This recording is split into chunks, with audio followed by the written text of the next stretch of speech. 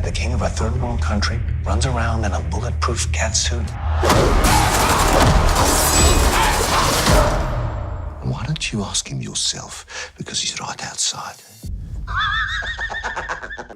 Hi there, welcome to Entertainment Stop. I'm James with Ben, joined by Ben again. And today we're going to do a Black Panther discussion. So we recently watched the film up in Inverness when I was over in Inverness for my holidays, visiting Ben. And great film, I had a great time, enjoyed watching it with you, Ben. Thanks for joining me today. Welcome. Thank you. Well, that's all right. Always happy to be here. I thought I'd give you a big introduction. I don't think it was the biggest introduction. I more introduced Black Panther than you, but No, you can work on that for the next video. I'll work on it. But I'm not too fussed with how it went, if I'm being genuinely honest. Well, Okay. so just give me a quick overview of the film. What did you think?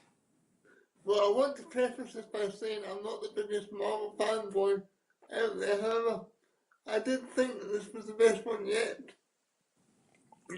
Well, I'm quite a Marvel fanboy, and I enjoy pretty much all the Marvel films, as you know. Me and Lindsay are always going to the latest release of the Marvel films, and I can't express how hard it was to hold off on going to watch this film because we knew we were coming up north, so we were going to visit you and watch it together. It must have killed you. It did, so think yourself lucky in that regard.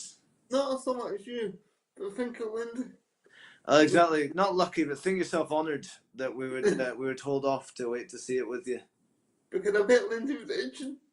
She was thinking about going. I think she was thinking about going to see it and then just saying that we hadn't watched it, and then seeing it with you again. But we didn't do that. So even though we had free cinema tickets, so it wouldn't have been a big deal. Fair enough, thank you. That's all right. Do you enjoy the film then? I did. I thought the whole thing, from start to finish, was a complete film. I didn't feel like the misfits out. I thought the characters were well thought out, and I liked the idea of the fact that the characters just seemed to all like each other, pretty much. I think you kind of hit the nail on the head with the fact that it's a complete film. There was a start, middle, and end, and it didn't feel like it was getting moved or solely focused on moving the rest of Marvel's other movie franchises along. I often find that's a big problem with them because each film they do is trying to get you onto the next film. Where I never felt that with this film. And I know why you enjoyed it, because there was no Iron Man in it. Delighted. Ben thinks that Iron Man seems to just pop up in every single Marvel film, don't you? He does. Well, I mean, it's not incorrect. Well, not every film, but he does pop up in a fair few of them. No, my problem with Iron Man is he just takes over. It becomes like Iron Man 4, 5, 6, 7, doesn't it? Well, to be fair, the Captain America movies are more like Avengers, like 3, 4, 5, 6, and 7. That irritates me too. I know it does. I know it does. Have you got any, like, the main themes I think I took away from this were the sort of the main theme was all about black oppression. Yes. And how the main character, he was coming from a place where in Wakanda, to sort of set the scene, it's like this beautiful civilization where Black Lives Matter, sort of, Yeah. you know, to coin that, they do matter. They're treated, everyone's like on an equal footing. Yes. And then juxtaposing that is where the main villain comes from, which is like the mean streets of America, and Yes. where obviously black people aren't treated with the same respect, or the same respect they should be that, say, maybe white people are treated with. And he's come from a place of oppression, and it's interesting to see where the king, the guy that plays Black Panther, and the enemy come from, because you can kind of see and kind of agree with the enemy. That was another strong point. Michael B. Jordan plays this villain with subtlety Yeah. because you can totally agree with where he comes from. I mean, the fact that, and it's spoilers for people that haven't watched it. So if you haven't watched it, turn off now. But he kind of knew that his dad had been killed by his uncle, and so there's that. And then there's having to come up in the mean streets of, I don't know, was it New York or something that it was from, and having to fight that sort of black oppression, and clawing his way to the top, basically, wasn't he? He wasn't the sort. It wasn't the sort of character that you get on James Bond. I'm bad for the sake of being bad. Mm. He had layers to him, wasn't And he had a reason. His reason was to become the Black Panther, become king of Wakanda, and then through force change the world to meet his ideals. Because he'd been oppressed, he was going to oppress his oppressors, and you can kind of, you're watching it and you're like, well, I get where he's coming from, even though he maybe wasn't doing, obviously, he definitely wasn't doing it the right way. Yeah, in fact, you can tell. See, in a way, he wasn't really a bad guy. He was just Don't know at the about that. bit, at the very least, he was misguided in how he went about it. But in his head, I mean, he wasn't a bad guy. In his head, he could probably justify every single thing that he did. Yeah, And he was probably a more fleshed out character than the King, or than Black Panther. I can never remember his name, so I'm not even going to try. But he's probably more fleshed out than his character in that regard. very much so. My other main thing was the strong female characters. Oh, the female characters were just amazing. I mean, they were kind of, everyone was, they were, I would say they were either on an even footing, or some of them were more impressive and better characters than their male counterparts, for me. And it was the sister, his sister cracked me up. The Yes, fact that, she was a kid and she acted like a younger sister. It was yeah, almost, it came across like she came across like a real person.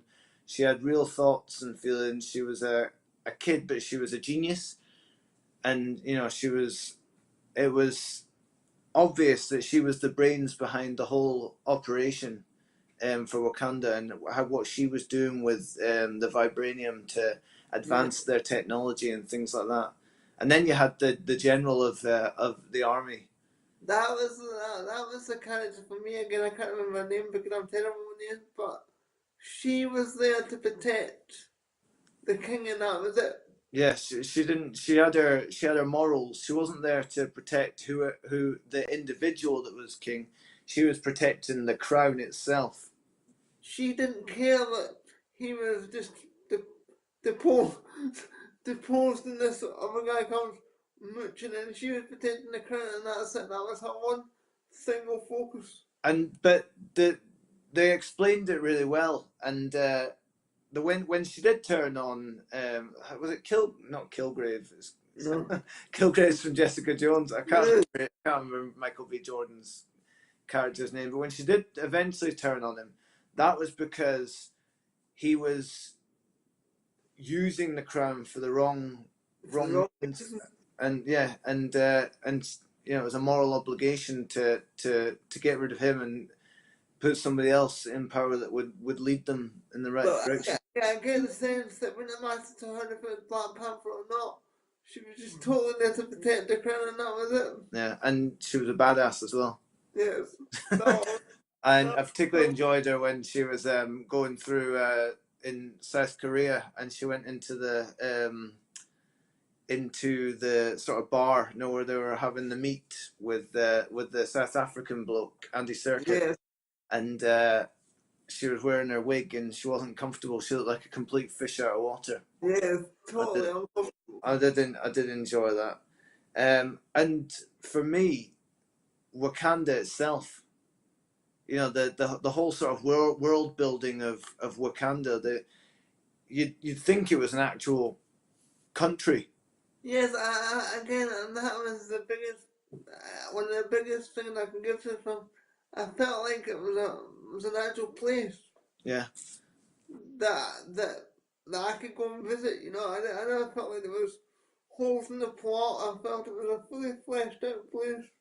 I like that, and I like the technology. I like the architecture where you saw the brand new technology that was better than over everyone else's, and the sort of civilized, what we would class as the civilized world, even though it was mixed with the sort of tribal sort of architecture as well. Because you seen like skyscrapers with like bamboo coming out of them and things like that. So it was quite interesting for me. So they kept this sort of African and Western architecture. It was like a fusion, wasn't it? It was. I just thought the whole film was brilliant. I did enjoy it, and you know that, so credit should probably go to the director on that one.